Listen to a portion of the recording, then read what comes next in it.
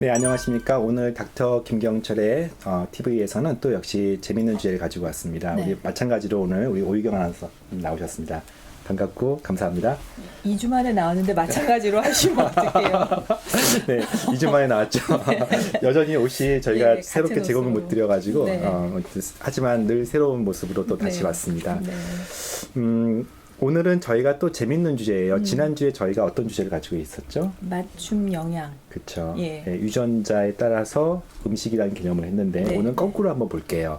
음식이 유전자를 바꾼다라는 개념이고요. 우리가 좀 어렵지만 후성 유전학 또는 에피제네틱스라는 얘기를 쓰는데 네. 요즘 생각보다 많은 시청자들이 이 내용을 알아요. 후성 유전학, 음식이 또는 생활 습관이, 운동이 유전자를 바꾼다 이런 개념에 대해서 많이 검색해보고 지식을 샀더라고요. 그러니까 태어나면서부터 갖고 있는 게 유전자인데 네. 그렇게 유전자가 안 바뀌면 정말 인생을 열심히 살 필요가 뭐가 있겠어요.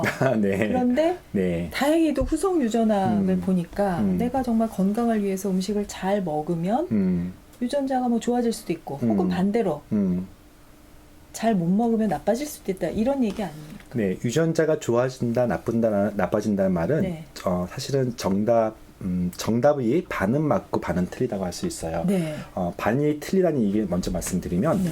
유전자는 타고난 변이기 때문에 그 구조 자체는 바뀌지가 않아서 네. 부모님이 타고난 또는 나의 개인 특성은 사실은 결정되는 부분들인데요. 네. 제가 말했던 그 구조라고 하는 그런 유전자의 변이는 바뀌지 않지만 사실 유전자가 뭡니까? 어떤 단백질, 어떤 기능을 해주는 가장 최소한의 단위인데 네.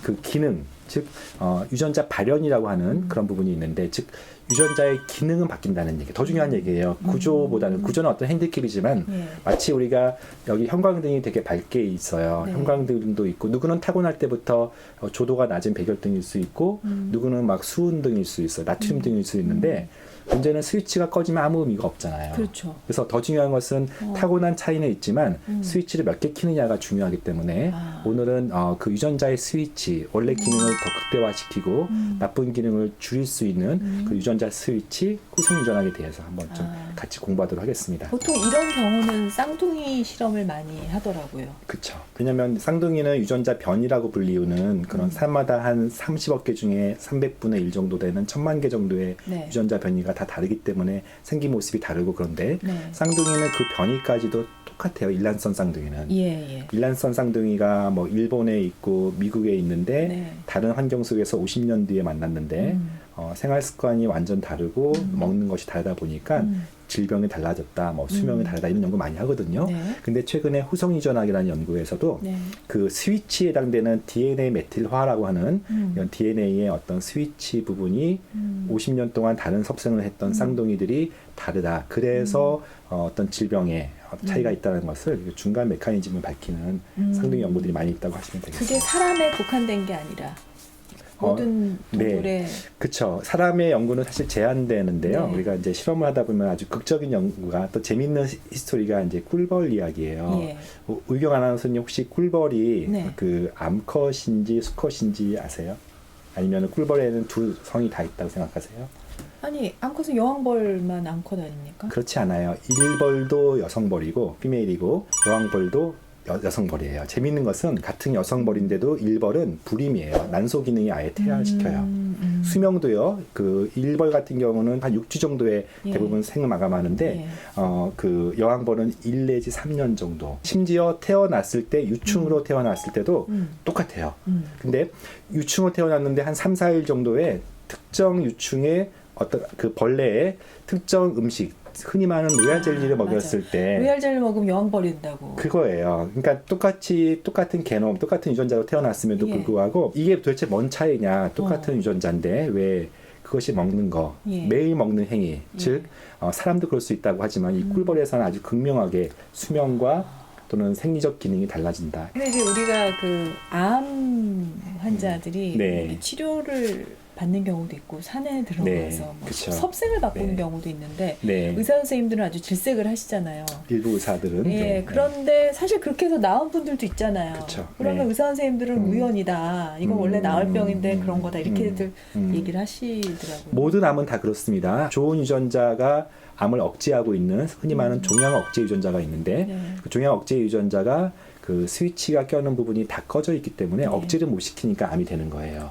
그래서 그 스위치에 해당되는 것을 제가 좀 전에 말씀드렸던 DNA 메틸화라는 대표적인 스위치, 그것뿐만 아니라 여러 가지가 있긴 한데 이 DNA 메틸화와 관련된 많은 연구들이 이 영양 부분에서도 후성 유전학과 암이라는 주제를 가지고 얘기가 돼요. 그래서 음식이 암을 예방하거나 치료한다는 것에 그전에는 막연하게 봤던 그 기전을 좀 전에 말씀드렸던 이 DNA 메틸화 가지고 설명하는 경우가 많이 있습니다. 근데 이것만 기억하세요. 대표적인 그러면 음식이 뭐냐를 이제 궁금해하는 거죠. 그렇게 얘기해 주시면 네네, 좋은데 뭐 앞에 건 다 까먹고 막 기호로 도대체 얘기해주시면 뭐가 좋냐, 뭐라도 다 먹을 수 있을 것처럼 얘기하는데 아직은 연구는 좀 제한적이고요. 근데 그 중에서 강황, 커큐민 또는 카레, 인도 음식 이런 것들이 그렇죠. 암뿐만 아니라 치매를 예방한다는 것들이 알려져 있는데 그 중에 이 DNA 메틸화를 메틸화가 안 되게끔 만들어서 좋은 유전자를 활성화시킨다는 그런 연구들이 있고요. 또 그린티, 녹차, 또 여러 가지 뭐 대표적인 것이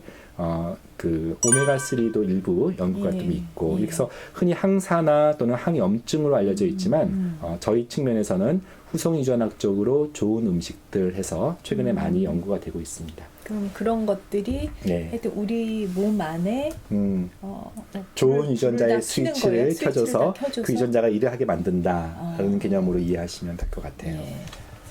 또 후성 유전학에서 임신 기간에 먹는 음식이 굉장히 중요하다라는 얘기를 한다고 들었거든요.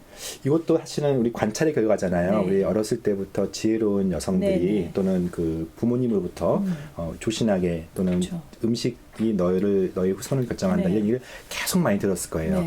실제 많은 연구자들이 이 부분에 주목했고요. 그 임신 중에 어떤 음식에 따라서 그 태아가 성장했을 때까지 결과를 미친다 해서 좀 어렵지만 리프로그램이나 그러니까 음식이 또는 환경이 태아의 유전자를 재배치한다라는 그런 피탈 리프로그래밍이라고 하는 그런 어떤 어려운 학문이 있어요. 근데 이것도 사실은 관찰이고요. 대표적인 재미있는 그런 또 실험이 있는데 쥐 있죠, 마우스. 우리가 특별히 실험에서 많이 쓰이는 마우스 중에 아구티 마우스라고 우리가 피부 색깔만 가지고 질병을 평가하기 때문에 어떤 새끼가 태어나서 어떤 피부인지 하얀 피부면은 나쁜 이제 어떤 질병을 많이 일으키는 쪽이고 검은 피부면은 또는 얼룩 피부면은 좀 건강한 피 색깔만 가지고 아는데요. 임신 중에 있는 그런 쥐에게 엽산을 포함해서 비타민 6번이나 9번 같은 그런 메틸화와 관련된 그런 음식들을 많이 먹였더니 검은 쥐가 많이 태어나서 건강한 쥐.